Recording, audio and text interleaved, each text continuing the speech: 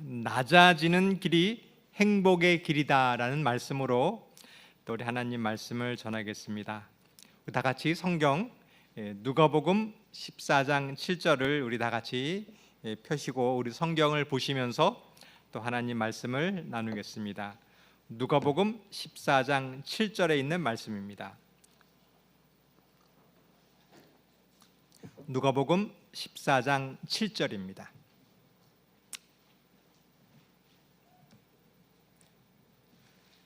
청함을 받은 사람들이 높은 자리 택함을 보시고 그들에게 비유로 말씀하여 이르시되, 예수님께서는 사람들에게 비유로 말씀하셨습니다. 예수님의 그 3년 반 동안의 세계는 굉장히 분주하신 생애였어요. 많은 사람들이 가르치셨고 병자를 고치셨고 또 이적을 베푸셨습니다. 이 3년 반의 생애 기간 동안에 예수님의 가장 중요한 사역의 핵심은 무엇이었을까요? 귀신을 쫓아내고 이적을 행하시고 병자들을 고치시는 것, 이 병자를 고치시는 것이었을까요? 예수님의 중요한 목적은 그것이 아니었습니다. 5천 명을 모으시고 수많은 사람들에게 복음을 전하는 것이었을까요? 그것도 아니었습니다. 예수님의 사역의 중심은 12제자를 가르치시는 것이었습니다. 예수님의 제자들을 가르쳤던 방법은 무엇이었냐면 비유였습니다. 비유를 통하여 제자들을 훈련시켰는데 이 비유가 뜻이 무엇인지를 깨닫게 해주었고 제자들이 질문해 오면 그것을 가르치신 것이 제자 훈련의 방법이었습니다. 특별히 누가복음서는 예수님의 비유를 가장 많이 기록한 책이 누가복음입니다. 오늘 이 비유의 말씀을 통하여 예수님의 교훈을 깨닫게 되기를 바라겠습니다. 그리하여 예수님의 진정한 제자가 되기를 바라겠습니다. 이 말씀을 하셨던 때는 십자가가 약 2달 정도 남은 시간이었어요. 예수님이 제자를 떠날 시간이 얼마 남지 않았습니다. 그때 예수님께서는 이 십자가를 앞두시고 다른 이적과 어떠한 행사보다 이 제자들을 훈련시키는 일에 집중하셨습니다. 이제 예수님의 십자가가 다가오고 있을 때 앞으로 누가복음에는 이 비유를 집중적으로 가르칠 것입니다. 이 비유를 통하여 예수님의 이 우리를 가르치고자 하는 이 말씀을 깨닫는 귀한 시간 되기를 바라겠습니다. 근데 한 가지 문제가 있어요. 이제 십자가가 2달밖에 남지 않았는데 예수님을 3년 반 동안 따라다니는 이 제자들이 아직도 변화가 되지 않았다는 것입니다. 성도 여러분, 오늘 우리는 재림이 가까운 시대에 살고 있습니다. 제자들처럼 예수님을 따라다녔지만 말씀을 많이 들었지만 아직도 변화되지 않는 것입니다. 그래서 예수님께서는 십자가를 앞두고 비유를 집중적으로 말씀하신 것입니다. 오늘 이 비유를 통하여 우리 마음이 변화되기를 바라겠습니다. 오늘 이 말씀을 통하여 우리의 교훈을 깨닫게 되기를 바라겠습니다. 예수님께서는 그들에게 비유를 말씀하셨습니다. 그들은 누구일까요? 그들은 누구냐면 청함을 받은 사람들이 높은 자리 택함을 원하는 그 사람들이었어요. 높게 올라가는 사람들이었습니다. 근데 이 사람들은 그들만이 아니라 제자들도 해당되는 거예요. 제자들도 십자가가 얼마 남지 않았지만 아직까지도 높고자 하는 마음이 있었습니다. 근데 이 말은 제자들만 해당될 걸까요? 아닙니다. 오늘 우리에게도 해당되는 거예요. 예수님을 믿는다고 하지만 재림이 가까웠지만 아직도 높아지고자 하는 그 마음, 우리의 마음을 향하여 예수님께서 주시는 것입니다. 우리는 비유를 들을 때 생각할 것이 있어요. 이것은 이스라엘 백성들에게 하는 이야기도 아니고 베드로에게 하는 이야기도 아니고 죄인들에게 하는 이야기도 아니고 나에게 하는 이야기임을 깨닫게 되기를 바라겠습니다. 그리고 이 교훈을 깨달았을 때 실천하게 되기를 바라겠어요. 이것이 비유를 공부하는 비결입니다. 오늘 이 비유의 말씀을 통하여 나에게 주시는 말씀이시고 나에게 생명의 길을 얻게 되기를 바라겠습니다. 이 청함을 받은 사람은 높은 자리를 차지하고자 하였습니다. 이 말씀의 의미를 깨달아야 합니다. 이것이 바로 인생이라는 것입니다. 우리는 모두 무슨 일이든지 높은 자리를 올라가도록 교육을 받았습니다. 저는 어렸을 때 가장 많이 들은 얘기가 뭐냐면 공부하라는 얘기였어요. 그냥 공부를 열심히 하라는 것이 아니라 더 높은 자리를 올라가라. 공부를 잘하는 것이 아니라 1등을 하는 것이었어요. 그냥 반에서만 1등을 하는 것이 목적이 아니었어요. 모의고사를 봐서 전국 몇 등인지를 알아야 되는 거예요. 반에서 1등 하는 것이 아니라 전국적으로 몇 등인지를 배워야 하는 거예요. 대학도 서열이 있습니다. 그냥 대학을 가는 것이 아니라 더 높은 대학, 이 서열을 정해놓고 그렇게 가는 것이에요. 그래서 대학으로 끝나는 것이 아닙니다. 직장을 갔는데도 직장에서도 더 높은 곳에 올라가야 되는 거예요. 승진을 해야 되고 더 좋은 직장을 가기 위해서 살아가는 것이 현대인의 삶입니다. 여기서 생기는 문제가 있습니다. 뭐냐면 열등감이 생기는 것이에요.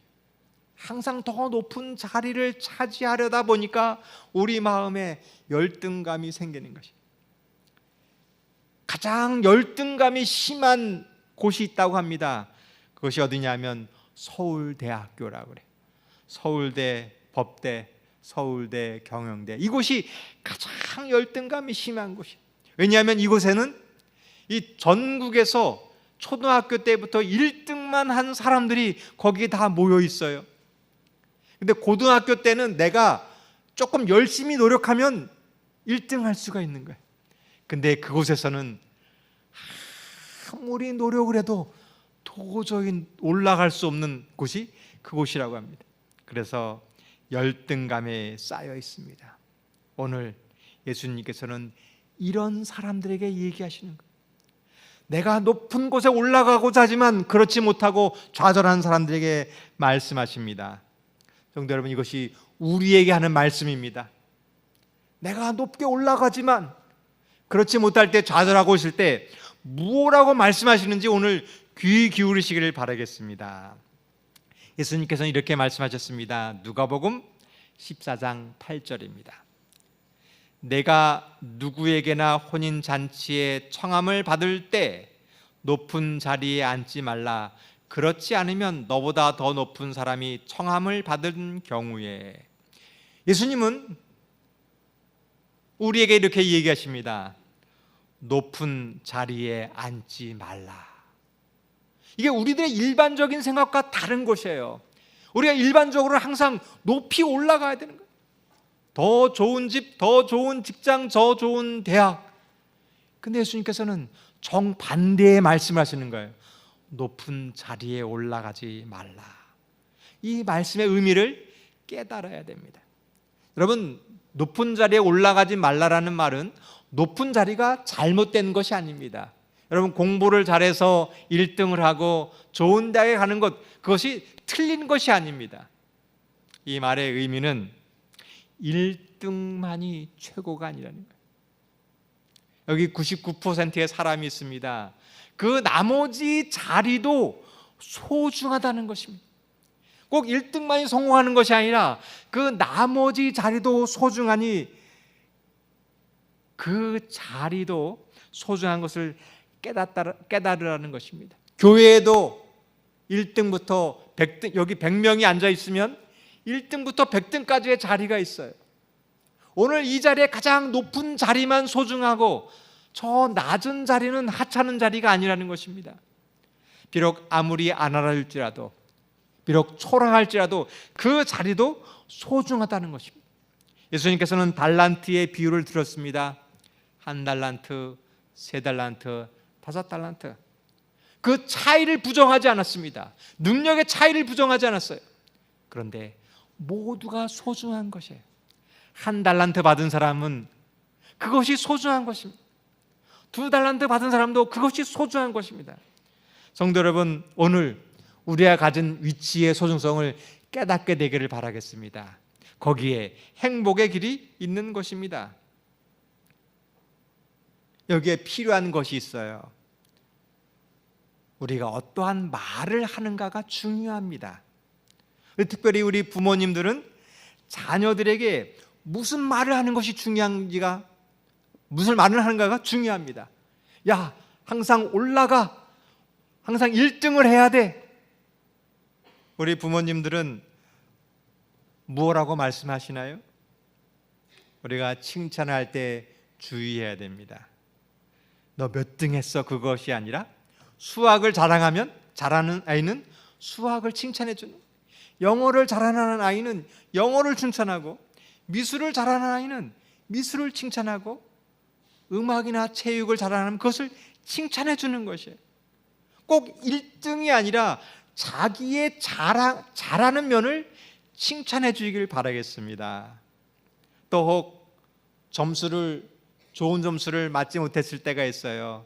그러면 최선의 노력을 한 것을 칭찬해 주길 바라겠습니다. 그때 아이들이 열등감을 갖지 않습니다. 자기의 잘하는 점을 깨닫고 그 속에서 행복의 일을 찾게 되는 것입니다. 성도 여러분, 오늘 우리들에게 예수님께서 이런 말씀을 하십니다. 예수님의 말씀을 귀 기울이시기 바라겠어요. 나는 1등을 하고 해서 막 노력했는데 예수님은 이렇게 얘기하십니다. 괜찮아. 너의 있는 그 모습 그대로, 부족하고 실수가 많이 있고 부끄럽지만 내 있는 그 모습 그대로 왔을 때, 그래, 너의 있는 그 모습 그대로 충분해. 그렇게 올라가지 않으려고 해도 충분해. 이 말씀을 깨닫고 우리 삶 속에서 행복의 일을 찾게 되기를 바라겠습니다. 예수님께서는 왜 높은 자리에 올라가지 않아도 된다고 하셨을까요? 누가복음 14장 9절에 있는 말씀을 보겠습니다.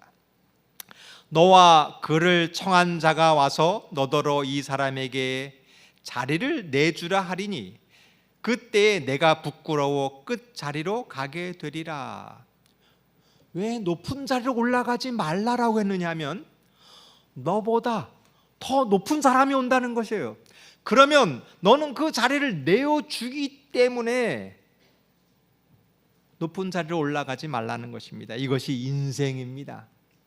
우리 인생은 올라갈 때가 있으면 내려갈 때가 있는 거예요. 어떤 때가 더 중요하냐면 올라가는 것도 중요하지만 내려갈 때가 더 중요한 것이. 어떤 한 운동선수가 있었습니다. 이 사람은 세계적인 운동선수였어요. 아무도 경쟁을 하면 이 선수를 감당할 사람이 없는 거예요. 시합만 나가면 이 사람은 금메달을 따는 거였어요. 근데 이 선수가 영원히 1등을 할까요? 아닙니다. 몇 년 뒤에 그 선수보다 더 강한 사람이 나타날 것이에요. 이것이 인생입니다. 성도 여러분, 우리의 인생은 항상 올라갈 수가 없습니다. 항상 1등만 할 수 없습니다. 내려갈 때가 있다는 것을 기억하시길 바라겠어요. 인생의 행복은 올라갈 때가 아니라 내려갈 때 그 길을 깨닫는 사람이 행복한 길인 것입니다. 어떤 한 여고생이 있었어요. 참 불행한 사건을 당했습니다. 근데 이 여학생은 전교에서 늘 1등만 하는 학생이었어요. 근데 어느 날 시험을 망쳐버리고 말았어요. 그리고 전교에서 10등을 했습니다. 근데 그것을 충격을 받고 자살해버리고 말았어요. 아니, 왜 그럴까요? 전교 10등도 충분히 행복할 수 있습니다. 전교 10등만 해도 충분히 좋은 대학을 가고 자기 원하는 일을 할 수 있어요. 근데 왜 그럴까요? 내려가는 길을 깨닫지 못했습니다. 항상 부모에게 최고를 되라는 그 교육을 받았기 때문에 그것을 완성하지 못하다 좌절하고 만 것입니다. 성도 여러분, 오늘 하나님 말씀을 깨닫게 되기를 바라겠습니다. 1등만이 중요한 것이 아니라 그 어떤 자리도 소중하다는 사실을 깨닫게 되기를 바라겠습니다. 이 인생의 행복은 내려가는 길을 찾는 사람이 행복한 것입니다. 우리 인생에는 10대에서부터 20대, 30대, 60대, 70대, 80대가 있는 거예요. 모든 것이 소중하다는 사실을 깨닫게 되길 바라겠습니다. 10대만 귀중하고 80대는 하찮은 것이 아니에요. 내려갈수록 더 소중한 것입니다. 우리 어르신들, 우리 인생의 마석에서 가장 소중한 분들이 우리 어르신 분임을 깨닫게 되길 바라겠어요. 근데 불행해지는 사람이 있어요. 그것은 자기의 위치를 깨닫지 못하는 거예요. 우리 10대 아이들은 그냥 청바지 입고 티셔츠 입어도 귀엽습니까? 예. 근데 이 10대들이 막 진한 화장을 어른처럼 하려고 하면 어떻게 해요? 예. 자기가 가는 길보다 앞서 가려고 막 할수록 불행해지는 것입니다. 또 우리 80대 어르신들이 있어요. 우리 80대 어르신들은 주름살도 있고 흰머리도 있고 그것이 아름다운 거예요. 근데 우리 80대 어르신이 20대처럼 화장하고 다니면 어떻게 해요? 그것처럼 이상한 게 없어요. 여러분, 내가 내려가는데 그것을 인정하지 않고 올라가려고 하면 불행한 사람입니다. 여러분, 행복한 사람은 과거를 잊는 사람이에요. 내가 예전에 어떠했어? 내가 예전에 무슨 일을 했어? 그것에 사로잡힌 사람은 불행한 사람이에요. 과거를 떠나서 내가 현재에 봉사하고 낮아지고 지금 있는 위치에 내려가는 사람이 행복한 사람임을 기억하시길 바라겠습니다. 우리는 인생이 밀려가는 것이 아니에요. 교회에서 나이를 먹어서 밀려가는 것이 아니라 이제 양보하는 것입니다. 이것이 내려가는 거예요. 그 사람이 행복한 사람입니다. 한번 따라해 보시길 바라겠습니다. 양보합시다. 내가 내려갈수록. 양보하는 사람이 가정에서 교회에서 행복의 이름을 깨닫게 되기를 바라겠습니다. 어떤 한 50대 남성이 있었습니다. 이분은 언제나 올라가는 사람이었어요. 학교 때부터 열심히 공부했습니다. 그래서 늘 우등생이었어요. 좋은 대학을 갔습니다. 좋은 직장을 갔습니다. 거기서 늘 열심히 했어요. 그래서 성공했습니다. 남부럽지 않는 직장과 많은 재산을 모았어요. 이제는 행복할 줄 알았습니다. 그런데 암에 걸리고 말았어요. 이제 뉴스타트 요양원에 갔습니다. 거기서 하나님을 발견하고 깨달았어요. 깨달은 것이었습니다. 자기는 늘 쉼없이 끝없이 올라갔어요. 그리고 그 목적지에 도달했습니다. 행복한 줄 알았는데 행복이 아니었어요. 거기서 그는 참 행복을 깨달았습니다. 하나님을 발견하는 행복이었어요. 그리고 내려가는 행복을 깨달았습니다.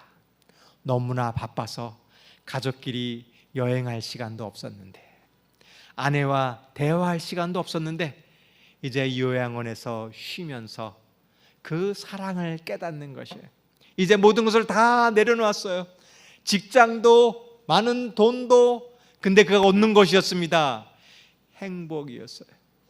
오히려 내려가는데 행복을 깨달은 것입니다. 성도 여러분, 오늘 이 교훈을 통하여 이 지혜를 깨닫게 되기를 바라겠습니다. 잠시 바쁜 곳을 멈추시고 내려가는 이 행복의 길을 깨닫게 되기를 바라겠습니다.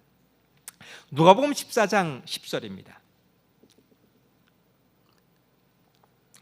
청함을 받을 때 차라리 가서 끝자리에 앉으라.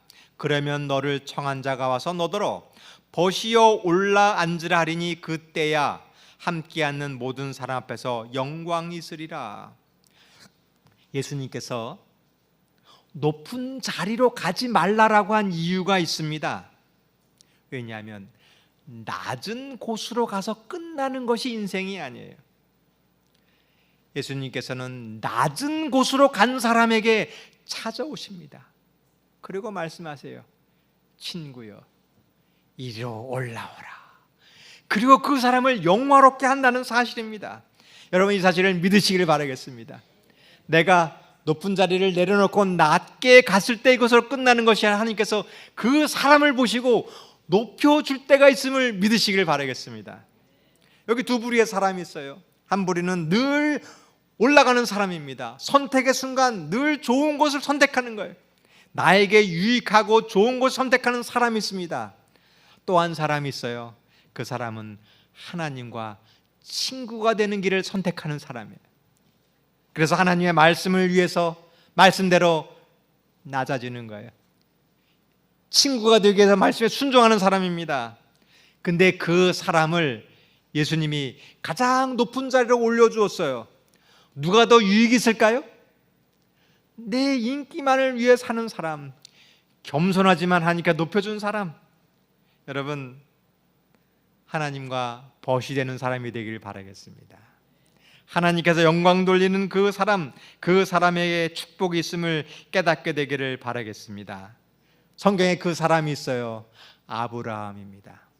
아브라함은 인생의 높은 자리를 찾기 위해서 간 사람이 아니었습니다. 아브라함은 하나님과 벗이 되기 위하여 노력한 사람이었어요. 그러기 위해서 모든 것을 내려놓았어요.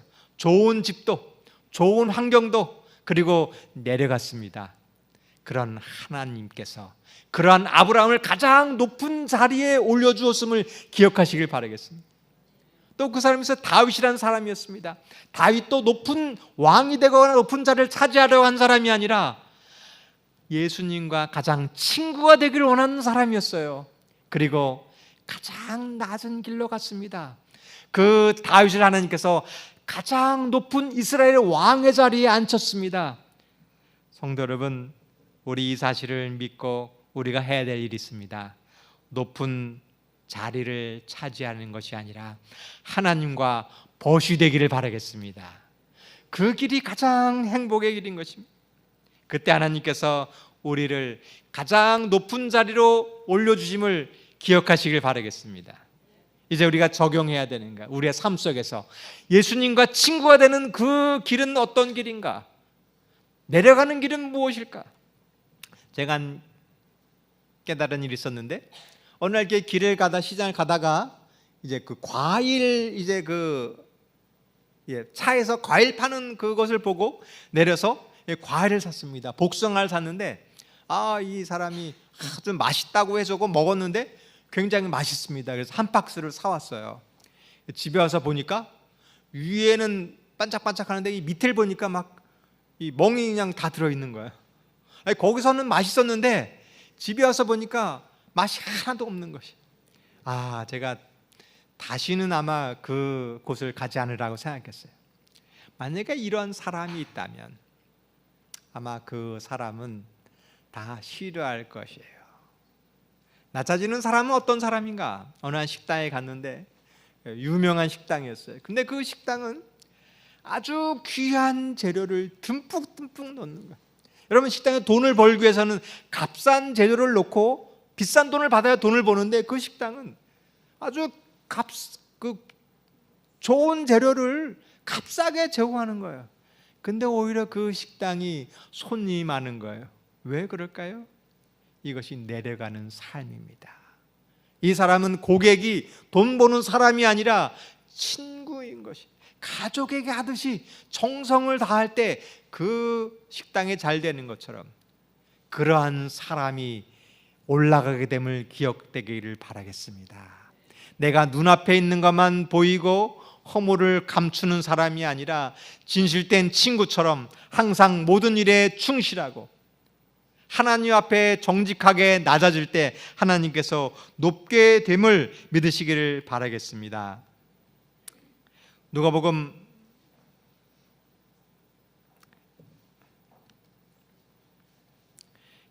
14장 11절에 있는 말씀을 보겠습니다.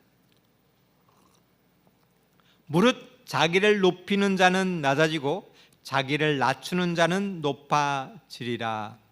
성도 여러분, 이 말씀을 믿으시기를 바라겠습니다. 높아지고자 하는 자는 오히려 불행의 삶을 사는 것이, 근데 겸손히 낮아지는 사람에게 행복의 길이 있음을 믿으시기를 바라겠습니다. 근데 교회에서 저희 교인들을 많이 만나보면 저희 교인들은 교만한 분들이 별로 없는 것 같아요. 다들 겸손하시고 낮아지고 다들 겸손하신 것 같아요.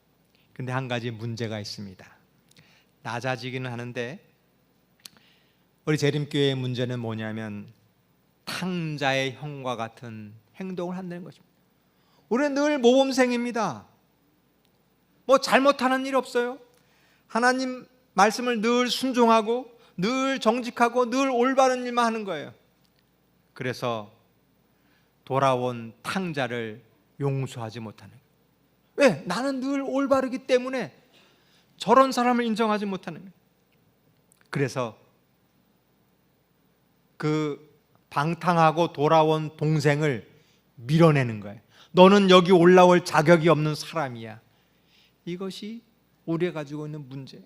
여러분, 깨닫게 되길 바라겠습니다. 하나님 아버지는 1등을 원하는 분이 아닙니다. 내가 늘 모범적으로 살아왔어요. 근데 오늘 이 자리에는 탕자와 같은 동생이 있습니다. 그리고 아버지께서 그 동생을 올라오라는 것입니다. 그때 우리 내 자리를 내어주지 않으시겠습니까?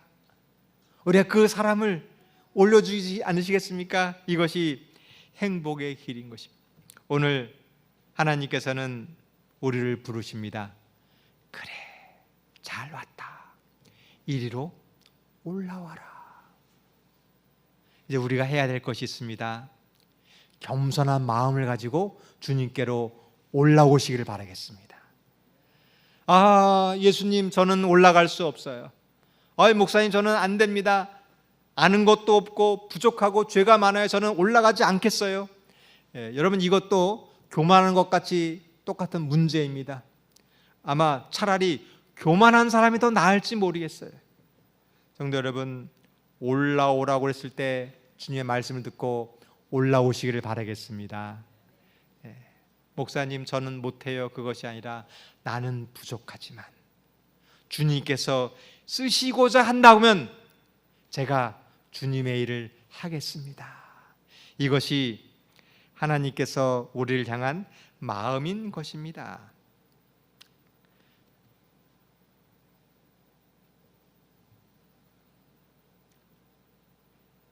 누가복음 14장 12절입니다. 또 자기를 청한 자에게 이르시되 내가 점심이나 저녁이나 베풀거든 벗이나 형제나 친척이나 부한 이웃을 청하지 말라. 두렵건대 그 사람들이 너를 도로 청하여 내게 가품이 될까 하노라. 예수님께서는 또 이르셨어요. 조금 전에는 청함을 받은 사람에게 말씀하셨습니다. 이번에는 청한 사람에게 이야기하셨어요. 이 청한 사람은 누구냐 하면 성공한 사람입니다. 높아진 사람이에요. 오늘 이 말씀은 높아진 사람에게 하시는 말씀입니다. 우리가 겸손해졌는데 예수님께서 우리를 높여주셨어요. 그때 이 말씀을 귀 기울이시기 바라겠습니다. 높여졌을 때 부한 이웃을 청하지 말라라는 것이 높여졌을 때 우리가 들어야 될 이야기입니다. 여기 한 가지 재미있는 사실은 이 청한 자가 점심이나 저녁에 손님을 초청했어요. 근데 왜 아침은 없을까요? 왜 아침은 초청하지 않고 점심과 저녁을 초청했을까요? 그 예수님 당시에는 이 아침, 점심, 저녁을 먹은 게 아니라 사람들이 일반적으로 두 끼를 먹었습니다. 요즘 우리나라가 이렇게 잘 살아서 아침, 점심 먹지 예전에 우리나라도 이게 굶는 시대가 있었습니다. 그래서 이 이스라엘 당시만 해도 가끔씩은 한 끼도 이렇게 한 끼만 먹을 때가 있었어요. 예수님께서 5,000명을 가르쳤습니다. 근데 점심때가 지났어요. 근데 사람들이 가지 않았잖아요. 왜 가지 않았냐면 가끔씩은 하루에 한 끼밖에 못 먹는 시대가 있었어요. 그래서 그것이 습관이 돼서 한 끼 못 먹더라도 떠나지 않고 있었던 것입니다. 근데 우리나라가 너무나 잘 살게 되었어요. 이제는 너무나 많은 것을 잘 먹습니다. 그때 깨닫게 되기를 바라겠습니다. 우리가 부한 이웃만 초청하는 것이 아니라 가난한 것을 기억하기를 바라겠습니다. 이것이 행복의 길인 것입니다.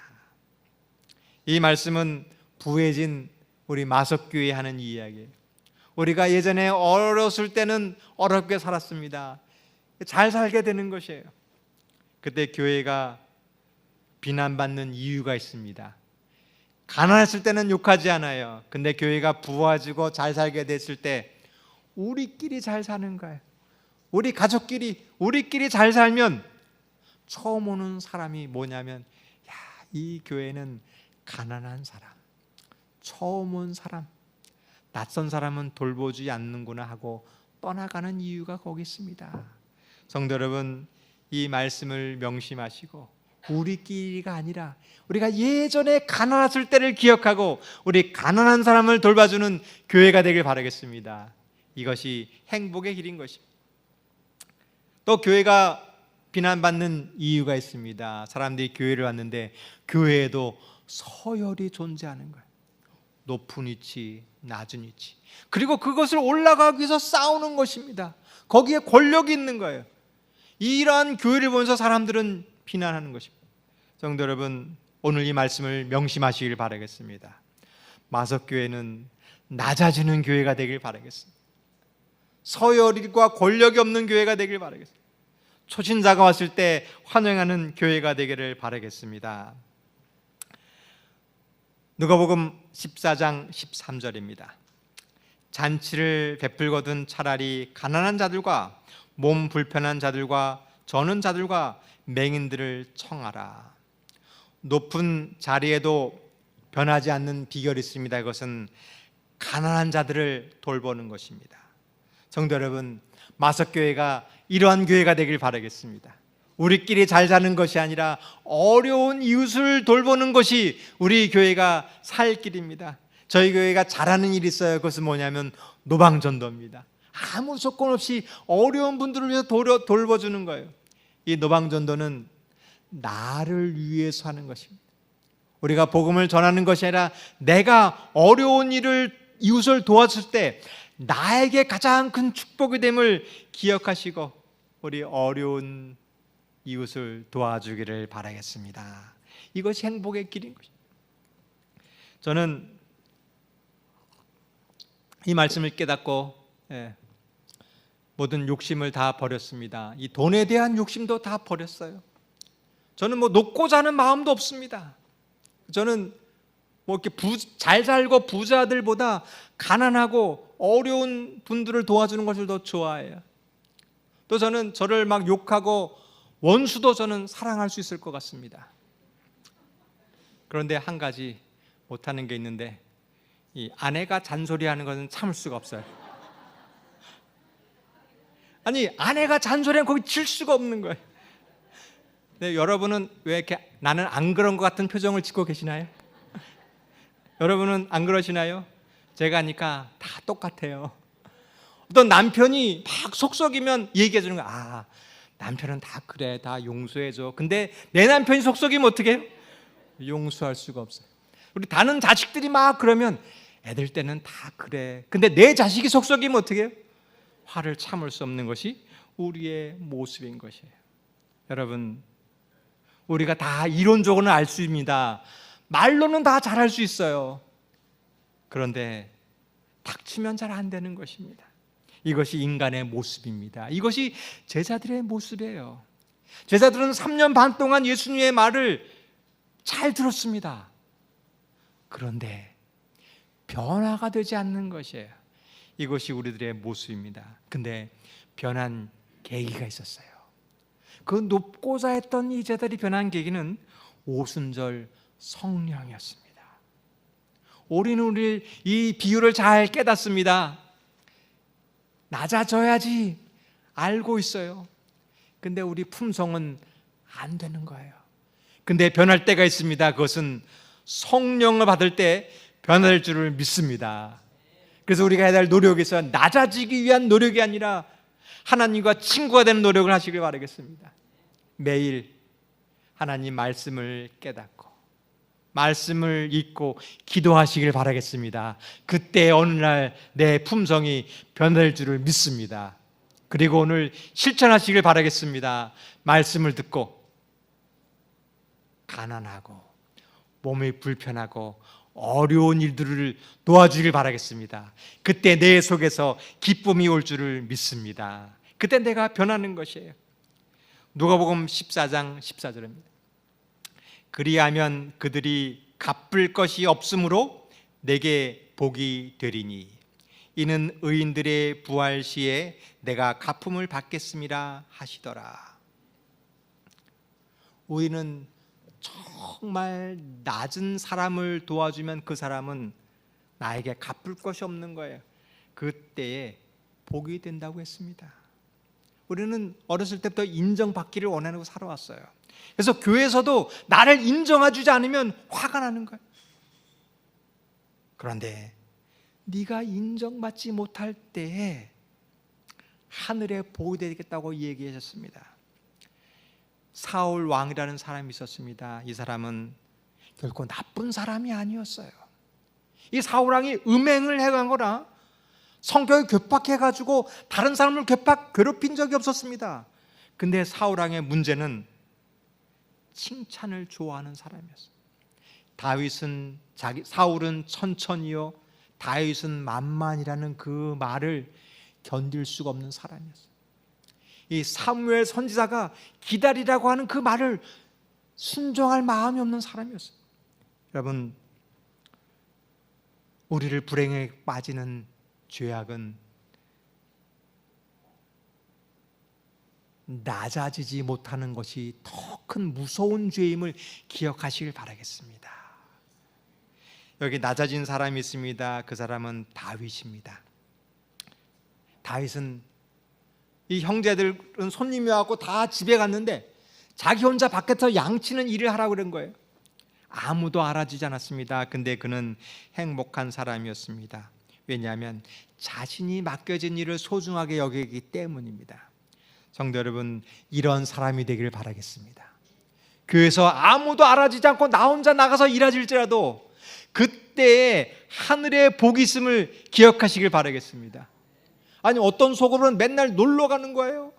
근데 내가 있는 소식은 맨날 방문 가서 양을 치라는 거예요. 목사님 왜 나를 이곳 곳에 보내셨습니까? 그러지 마시고 그 소그룹이 하늘의 복이 있음을 믿으시길 바라겠습니다.